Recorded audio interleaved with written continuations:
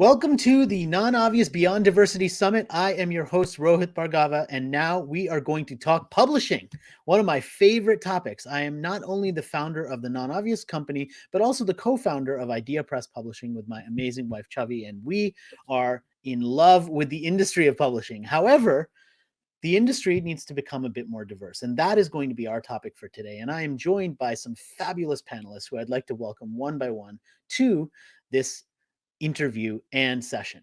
First of all, we have Joy Pope, who is the director of the Decatur Book Festival, which, if you're not familiar with it, is a fantastic book festival in Georgia, my old home of Georgia, where I went to my alma mater, where I went to school. Welcome, Joy. It's nice to have you. So nice to be here.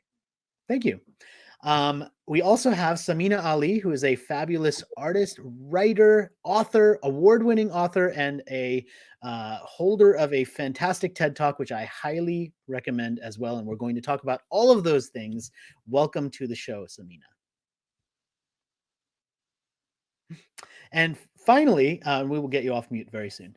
And finally, we have Sasha Chadwick, who is an associate member of a group known as Included, but with a K. Brilliant brand name. I love it so much. And Sasha's going to talk to us about some very specific efforts to bring more diverse candidates into publishing. So welcome, Sasha, to the show. Thank you so much. So let me start, first of all, with Joy, because you have worked in a book festival, which many people have been to and has dramatically changed over the last year because of the pandemic. But one of the things that when we last spoke, I was very impressed by, and one of the reasons why I invited you to come back to this summit is because you really worked hard to bring diverse voices to your stage. And you have a stage to offer and lots of exposure to offer.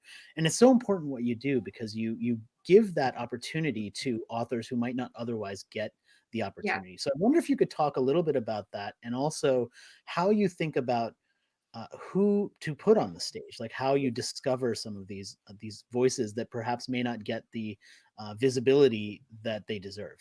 Well, it was a little simple for me. I needed a parameter to create our virtual festival so it didn't get too bloated. And so I had this idea, since it was our 15th year anniversary, to pick 15 authors who had once presented at the festival before. So it would be a festival of DBF alumni or alum. And so I went through the old records of who drew the largest audiences and who sold the most books. And they tended to be African American. And so I thought, well, that's easy. And I just started inviting them. And I gave each of those authors the curatorial power over their event. So I actually didn't choose any authors. I let our community in engagement, our community choose the authors, and then the authors curate their own events. So we ended up, and what I did is I steered it toward a diversity of genres. So we had a crime panel that featured some of the most up and coming African American crime novelists. We had a romance panel curated by the very popular romance novelist Jasmine Guillory. It was 5 women of color all writing these fabulous romance novels. We had our festival has a keynote and an end note and a kid note. Well, we created a cook note because we have a popular culinary series. And all of those notes were African American authors who are just really in the prime of their careers.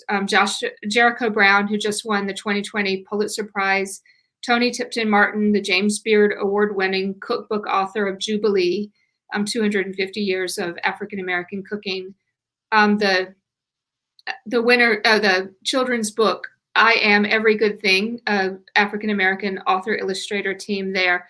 And then the former poet laureate, Natasha Trethewey, with her memoir, Memorial Drive. So those were our notes. And then over this series of 30 days, we had all these other events happening in there.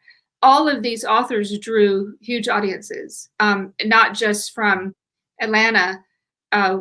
We had 169 other cities in the US represented and 82 other countries. People were really tuning in and really enthusiastic. And when people did tune in, and when you got feedback, the intentional diversity of what you did, like, was it something people noticed, or was it just, oh, these are just authors and they just have great books? You know, more the latter, but somewhat the former. Some people said that, good job with the diversity. But one thing that was important to me is to not have books about diversity or about racism or any Mhm. of that. I just wanted the literature. And in particular, our culinary lineup that was, I think we had 8 or 9 just fabulous chefs. It just told the stories of Southern culinary history. And that, of course, is African American culinary history. All I had to do was provide the opportunity. And I there was really no problem. It was just so wonderful. But I was gonna I tell you the love that. second story that I'll tell you about that is just yesterday, I was thinking of Valentine's Day coming up. I wanted something for social media. And this year, because we can't offer a giant festival still because of COVID, my goal is to pay into the favor bank. So I'm helping out authors by promoting them on our social media channels. So I'm looking around for some romance novels that are out before February 14th that we can do a post about. And so I'm going through this database that I look at and I say, oh, Renee Watson has a romance out. So I pick that and I put it in my little pile and I keep going. Oh my goodness, Beverly Jenkins has one out, put it in the pile. This keeps happening. And I realize, oh, I guess I need to have some diversity. I don't have a white writer in here. And so what has happened is me, a director of a book festival, I have changed. I have become a consumer of diverse literature. And I don't need to tell myself now how to do it.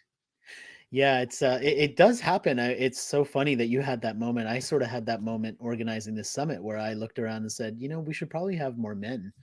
Right. Yeah. And obviously, I didn't do a good job on this particular panel, but the shifting of perception is such an important thing. And Samina, I want to bring you into this conversation because you kind of got famous, I think, initially because of your TED Talk, which was about explaining let me get the title right. What does the Quran really say about a Muslim woman's hijab? That was the title, and it went viral. And that was not your only accomplishment. You're also an award-winning author. You have curated a museum exhibit. You've done a lot of things, so I don't even know where to start with you. But I feel like maybe we should start with this path that you have been on to tell diverse stories from your point of view, and whether that was always your ambition to do that. It's funny because when I first started to write and when I went to a Master of Fine Arts program to get a degree in writing, for my thesis, in order to graduate, we had to create a list of all of the authors that we were going to read in order to help us write our own book.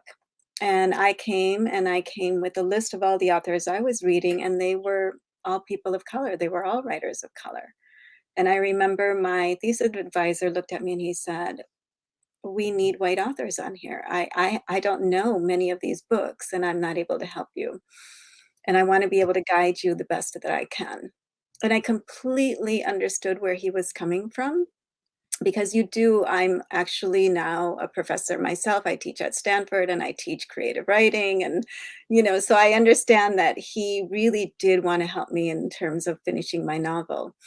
But I have to say, I looked at him and I said, how many of the white students in here come and they give you their lists and they don't even have one person, even one writer of color on their list? Do you notice that? And Hmm. to his credit, he caught himself and he said, you're absolutely right. I've not noticed that. I don't know how many of my students who I'm guiding have writers of color on their lists and not, but I did notice that you did not have a white writer on your list. So I So think, yeah, It is, That's so fascinating. yeah. So, I mean, now you're a professor.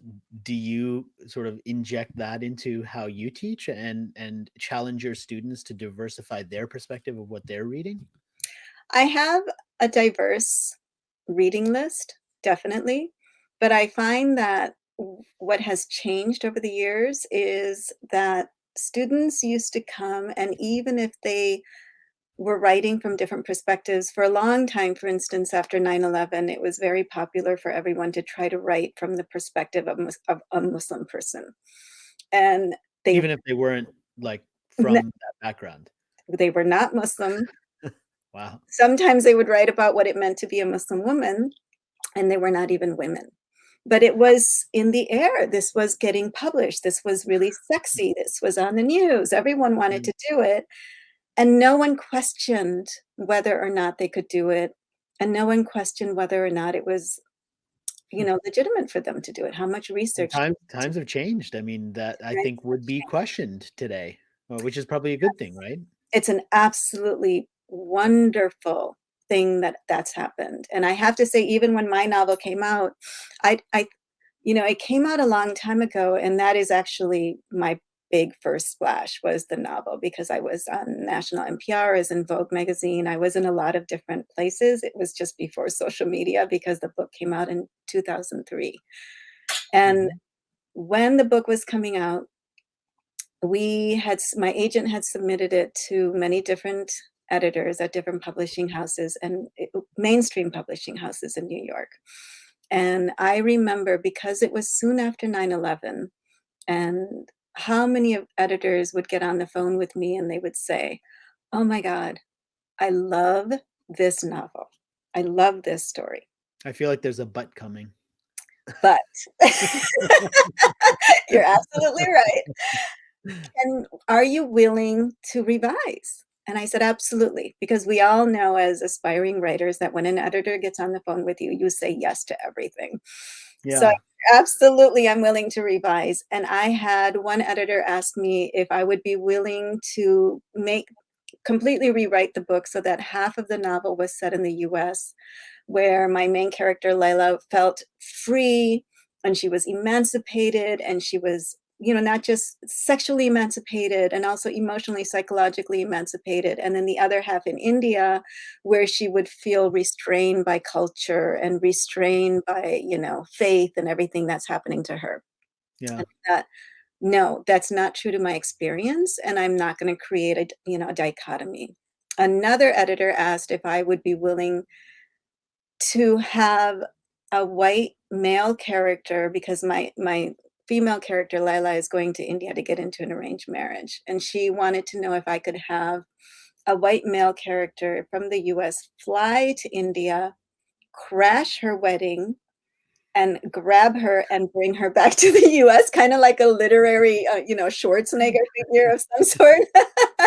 And I But was like, "No." I feel like these editors are, like, trying to write the screenplay out of the novel before they even publish the novel. I know, and, but this is the times, it speaks to the time, right? This is back Yeah. in 2002, right after the 9/11, when we were closed off as a nation, when President Bush was saying, "It's you're either with us or against us."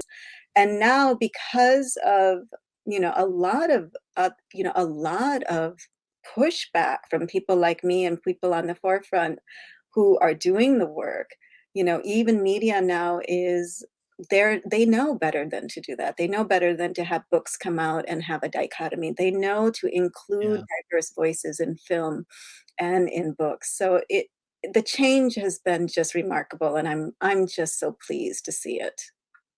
Yeah, that is a really interesting aspect of this, that when we talk about publishing, and in particular book publishing, which is quite long lead when you think about it. I mean, it's not like you give the novel to an editor and a publisher and then it's out a month later. I mean, these things take much longer, and so they do reflect the times that we're in.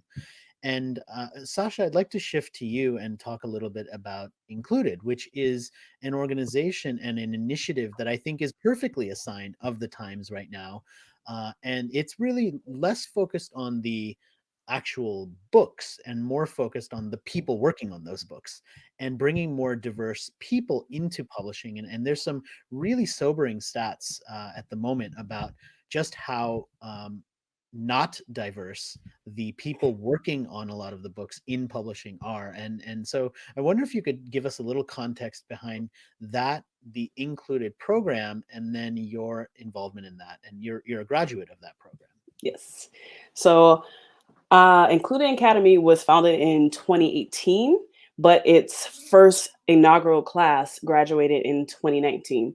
So, the purpose of it is to help teach, educate, and place different people of diverse backgrounds into the publishing industry. And as you said, Rohit, publishing is not as diverse as we would like it to be. So even if we have p- pitches from authors who are from diverse backgrounds or from various situations, they are oftentimes working with people who are, I would just say, they are often working times with people who are white and who may not understand their perspectives from Yeah. the author's point of view. So that's why Included was founded. We wanted to start placing people of color and diverse backgrounds into publishing in hopes that we could bring more diversity there as well. Yeah, it's so interesting that what you're talking about is, it sounds sort of like exactly what happened to Samina, right? I mean, she's talking, she didn't mention the race or background of her editor, but I think we can guess, the editor that's sort of Mhm. delivering or asking her to create a different story than what her experience is not somebody who had the same shared experience. And the program that you've been part of, I mean, it's already a success story in multiple ways. And we knew each other because at Idea Press, our publishing company, we actually ran an internship program, and we had 6 interns, and you were one of them. And now you've kind of graduated beyond that into other things and cooler things as well. But we saw that same story, because we're publishing so many different types of books, and we didn't want just one perspective to be working on those books from the people that we work with either. And it's a movement, but it's a movement that slowly takes time, right, in order to happen. So can you talk a little bit about the trajectory of that and what the plans are for Included kind of moving forward? As far as you know, I know you're kind of out of the program now, but as far as they kind of keep you up to date on that. So, yes, actually, most recently we just graduated our 2020 class, and due to COVID, we couldn't do it in person like my class was. So, everyone was online. And the goal is to always constantly educate all of the graduating members, all of the members who are still also pursuing their jobs within publishing. Out of the, I believe my class was only 7 to 8 people. This 2020 class went up to 12 people. So that was a huge jump. And we do believe that Included will continue to increase the amount of students to help educate and learn. We've also started a skill share with the graduating class. IROS most recently spoke with people from Hachette, HarperCollins, and we discussed opportunities to help us learn and grow within our particular department, whether it is marketing, publicity, editorial. So not only are we working with newer students coming in, we're also trying to help increase and educate the graduating students so they can continue on in publishing and continue up within the ladder of publishing. So we do feel that in 2021 it's going to continue to grow. Hopefully, as of now, we think it's most likely going to be online due to COVID, but we have high hopes for this year. That's great. I love that. So now let's bring everybody into the conversation and talk about a few things that have been happening in the world of publishing. And one in particular that I think has, that a lot of people have noticed, is the bestseller lists over the last year have pretty regularly included books that are about diversity very specifically. So, Joy, to your point, it's not necessarily diverse authors writing about anything. It's specifically books about racism, how to end racism, how to be an anti-racist, like all of the Uncomfortable Conversations with a Black Man. I mean, all of these books that deal specifically with race and with being a better person for all of us, and being a less biased person. Do you think that's something that's just a symptom of right now, and now that we're kind of in a new year with a new administration, that'll sort of fade away, or do you think that's going to be a Mm. like a permanent movement? I wonder, Joy, maybe we can start with you. Yeah. I don't know if there's going to be a permanent audience for it. I know that bookstores were very busy during the summer selling those books, and then people didn't pick them up so much. And some of the feedback I got from our festival is that people were glad that we didn't do that, but they were glad to see the diversity in the literature that we did present. So I don't know. I think it's a good question. I'm a book festival director, and ultimately people come to our festival to really to have a good time. And we definitely have a lot of attendees, a number of attendees who want good nonfiction and like to be changed and all of that. But I have to make sure that everybody's getting something that they want. And so I don't want to do too much of that. I think it's better to just have the actual literature. Yeah, I think that's totally fair, and who knows what the crystal ball will hold. I think, Samina, when you look at this kind of movement for right now, and you think about your next project, or what you're going to do next, like, do you have any temptation to try and kind of jump into what is, I hope I don't minimize it by saying, a hot topic, because like diversity has kind of become a hot Yeah. topic. Are you tempted to be like, okay, now I need to, like, the time's right, or is that just something that you still kind of stay on your path of, like, you're working on what you want to be working on, and you don't really jump at that? You know what I love about writing is, and this is true for any story, whether it's in a book or it's on TV or it's in a movie theater or even, any artwork that we see in a museum. What is so powerful about art in general is it forces the viewer or the reader to come in and experience what this entirely new world that the artist has created. There's no boundaries, there's no barriers, it's a place where we connect with one another on a human level. So even when I had published Madras on Rainy Days and I did readings for it, what I loved about it was that there were so many people who wrote to me and said, I'm not Muslim, but this book speaks to me. And that's really what any good book does, right? It's not about, okay, well, is the author speaking only to this silo or this silo, or it's as one of my agents called it, like, which horse stall are you in? I think the fact that we are more aware and more conscious now of race is a fabulous thing. But I also think that artists have always resisted labels and have always resisted being put into those labels. And so when I write, I never think of myself as being inside of a label. When I write, I'm always thinking about my audience as being a diverse general audience, which is why I think even my novel was published in a mainstream press, because it is for the general audience.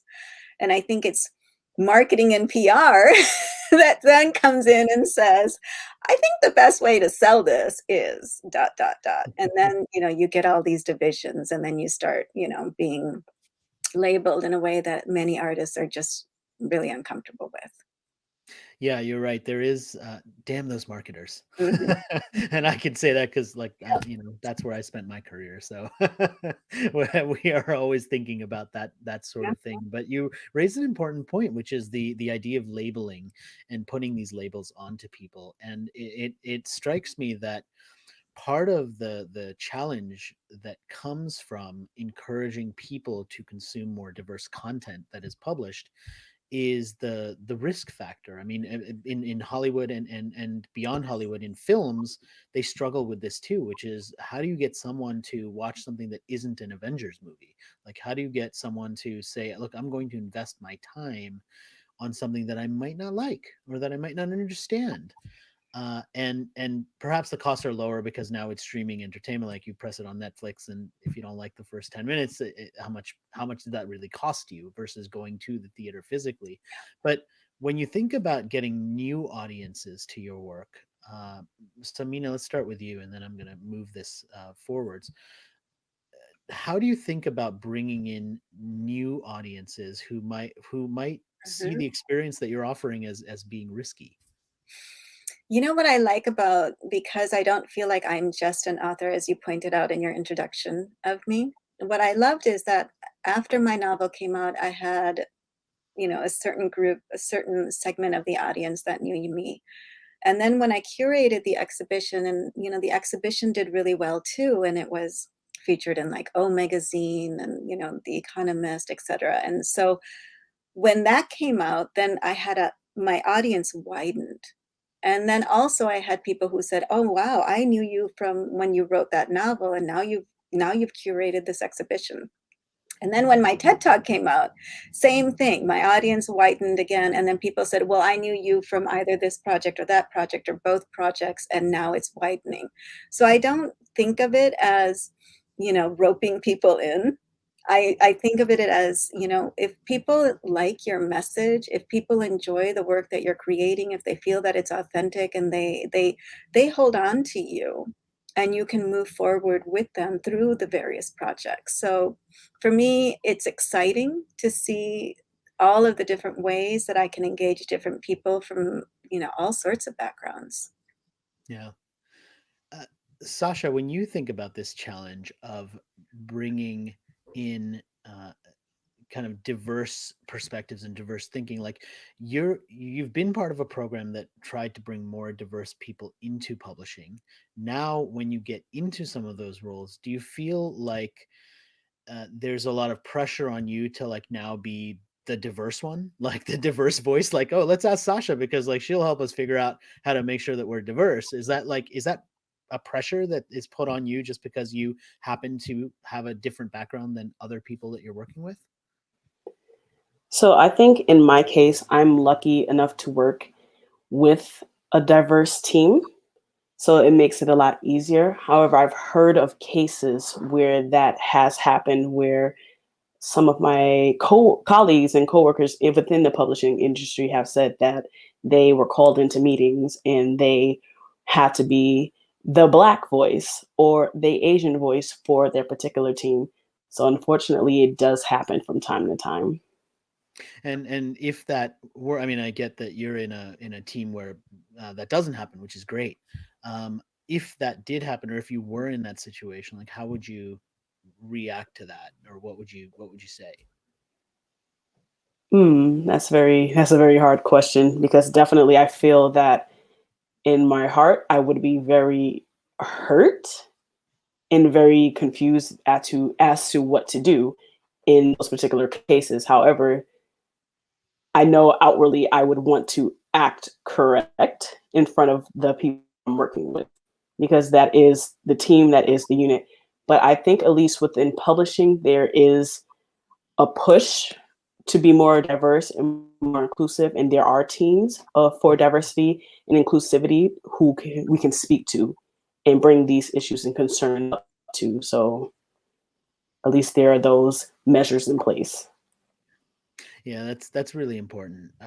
Joy, Mm. when you think about the programming tasks that you have and who you bring into it, I know you work in a very collaborative environment. When you have situations where people don't necessarily see eye to eye, when they don't agree, how do you deal with that sort of uh, maybe conflict is too strong, or maybe it is a conflict sometimes, maybe it's more of a debate sometimes, but either way, how do you deal with those situations? Do you mean in terms of which content to bring to the Yeah, festival? Yeah. yeah, exactly. Well, that's an interesting question. I don't think I've come across it, frankly. There's just so much rich stuff to pull from, and I think that there's something interesting about a festival. Like it's huge, right? This giant festival, and we are partners with all these different organizations, like Emory University and Agnes Scott College and Georgia Center for the Book. That is the collaboration. all of these individual organizations that have the same goal in mind. So I think there's probably something quite lovely about the nature of a festival in this situation, because it really produces quite a lot of good as opposed to more contention. Yep. Can I Yeah. ask something, Rohit, to what you just asked? Yeah. I get asked all the time to speak from a Muslim woman's perspective, all the time. And even when I was approached to do the TED Talk, when I was approached, I was asked to specifically speak about, a topic that related to Muslim women. And that's the reason I did it. And meaning that was the reason why I spoke about that particular topic. This time when you invited me, I just want to say, and I know you have a panel that is about Muslims, but I We was do. so happy to see your email to me where you said, "Hey, there is this panel about Muslims, but you're an author. You choose. Do you want to be on that panel or do you want to be with authors?" And I was like, "Oh my God."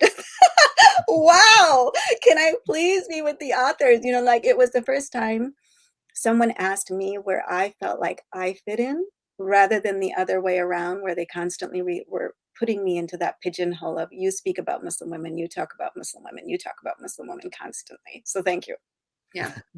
You're welcome. I mean, thank you for sharing that. I mean, uh, it's not only me. It's I mean the people I've surrounded myself with too, right? Because we are always sort of thinking about where we could bring these different perspectives and put them together in a way that would be interesting and not box checking, as we call it, Mm, when we organize the event, which is, oh, we got one of those, we got one of those, we got one of those, like now we're good. Um, with this panel in particular, like I guess I checked the box for being the male on the panel, which is great. But but we wanted diversity of perspective too, because you mentioned, on the authors panel, you're the only author, and that's intentional also. I mean, I guess I'm an author too, but not like you, because you're successful. And but the reason why we wanted to bring everybody with your perspectives together is because, I mean, you can bring the author perspective. Joy's obviously working in a book festival, which is a totally different perspective. And then Sasha's working inside of the publishing industry, which is also another perspective. So, I mean, sure, you come from different backgrounds, but you also have different perspectives because of what you've done and who you are. And that, I think, is from a programming point of view. Joy, I know you think about that. And we thought a lot about that, which is like, is it going to be an interesting conversation? Like, even if I had, all authors, if it was all authors of fiction books, like that would only be one perspective of the publishing industry, and that's not what we want. Like, we want the diverse perspective. So I'm so glad that you had that reaction, and thank you for saying yes, also, yes. because it's a time investment to agree to be part of this. So thank you. I want to shift the conversation in the few minutes that we have remaining to talk a little bit about action items, and specifically, what can any of us do, whether we work Mm, in the world of publishing or whether we are consumers of books. And something that I can't recall if, oh, actually, Joy, I think you said it before, which is such an important point of publishing in books, which is there's really two important tasks that we need to accomplish in the publishing industry. Number one is to get people to buy the books. mhm. Number two is to get them to actually take them off their shelf and Yeah. open them and read them, which is a different task, and one that, frankly, a lot of publishers and people in the publishing industry don't really pay that much attention to. Yeah. They just assume that, oh, somebody bought the book, so they'll probably read it, but like it's not our job to get them to read it. And so when we think about how to get people to do both, you know, buy the books that have different perspectives and actually read them, and for the people inside the publishing industry, uh, I want to do a quick round robin of some actionable tips and lessons from all of you. So maybe Sasha, I'm going to put you on the spot to start. And give us some actionable things that anyone can do to support more diversity in publishing. Well, obviously buy more from more diverse authors, but definitely always seek out new authors, because I think what most people do is when they see like, oh, this author is well known, they're diverse, let me purchase their book. it is helpful, but also look at the new and emerging authors as well. There's always new voices, new perspectives, new everything. So check social media, check the publishers weekly, check the publishing houses. They're always promoting new books and new authors. So definitely that is a good way to support. Yeah, I love that, and one of the things that I do a lot, which have kind of become addicted to, I have to say, is there's a way of searching books on any retail platform, so Amazon or any other site. There's a way of searching by publication date, and you can actually search by books that have not come out yet. Hmm. And I love doing that because now I know like what books I might be interested in that are coming out in September, and it's currently January. And so I have to wait, but I add it to a wish list or I add it to my own list. And now I know that it's coming out later. And then I can sort of be ready for it or anticipate it.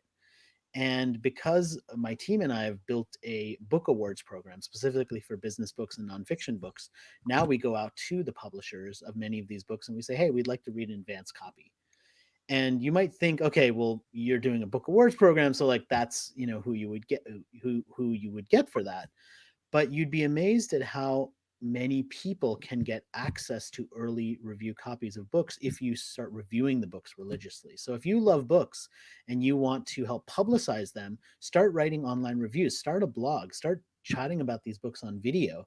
Because yes, buying them is great, but like helping to publicize them is so valuable because it's just a real person saying, hey, I love this book. I'm not a professional book reviewer. I'm not like somebody who does this for a living. I'm just somebody who's passionate about these stories and these ideas in a book format, and I want to help do that. So that's within all of our power to do. And the more people that do that, the more we can get books into people's hands, which is such I mean, I'm clearly a big lover and passionate advocate for books and bookstores. And I think they're so important in the world. And I don't want to live in a world where we don't have those things. And so if you can help advocate for those things, and if you believe that too, then put your voice out there and do that. So anyway, that's my soapbox. I'm going to get off of that now. Samina, let's go to you for some actionable tips and ideas. Well, I guess I should speak to all of the aspiring writers out there.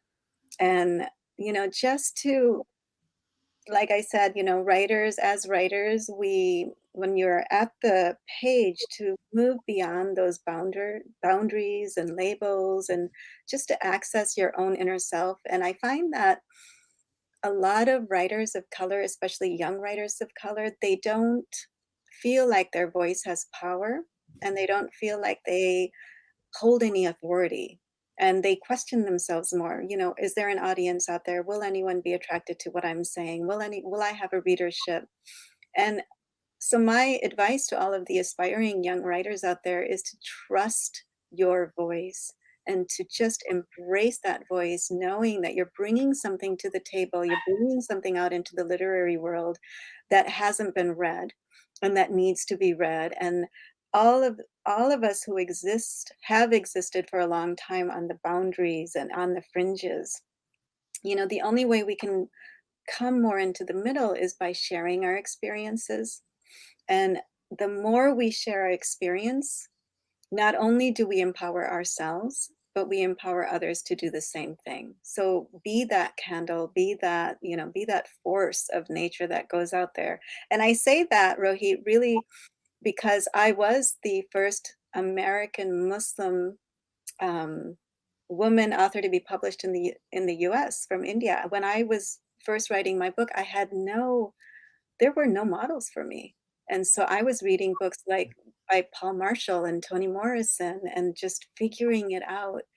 And it's not easy to be in the forefront like that, but just continue to trust yourself and to trust that you've got a fabulous story that needs to be heard and will be heard.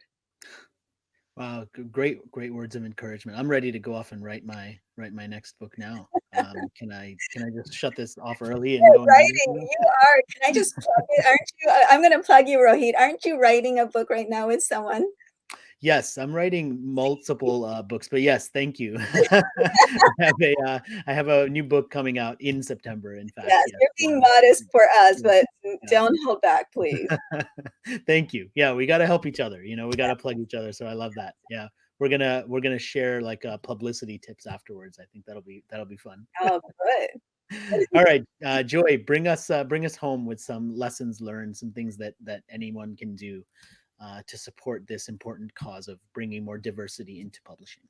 I think for readers and authors, think genre. Like I'm a lifelong reader, and I've gone through periods of my life where I just wanted to read children's books, or I just wanted to read nonfiction, or just memoirs, or just literary fiction. I'm moody in that way, but I think most people are. You change, and I just the other day I got in the mail an advanced reader's copy of the Stephen Mac Jones thriller with the main character August Snow. My husband really likes these books, so I was excited to take it home to him and show him that Stephen Mac Jones has a new thriller out. Well, Stephen Mac Jones is African American. We don't need to go just to James Patterson and those guys, because we have understood and started exploring all the diversity within that genre. And like I said, with romance novels and all kinds of things. So I think there's lots of ways as both writers and readers to understand how you can expand your perspective. Yeah, there are lots of ways, and thank you for that. And I want to just say thank you to this entire panel, which has been talking about bringing more diversity into publishing. Sasha Chadwick, Joy Pope, Samina Ali, thank you so much for joining me for this special conversation as part of our Non-Obvious Beyond Diversity Summit. Thank you. Thank you. So nice to see you all. If you've enjoyed this particular video, there are many more like it where we talk about all sorts of different topics related to diversity at the Non-Obvious Beyond Diversity Summit. You can watch all of the videos at nonobviousdiversity.com. And by the way, we're going to have a page on that site featuring all of the books from our many speakers. We have over 200 speakers, and you can just imagine how many amazing books came from those speakers, including Samina's books, and I might lobby the team to put one or two of mine in there as well. But we'll have an entire bookstore where you will be able to pick up those books and see some of this great published work and support all of that published work and all of those books as well. So thank you for joining me for this conversation. I hope you enjoyed it. Watch lots more videos at nonobviousdiversity.com. And remember to always stay non-obvious.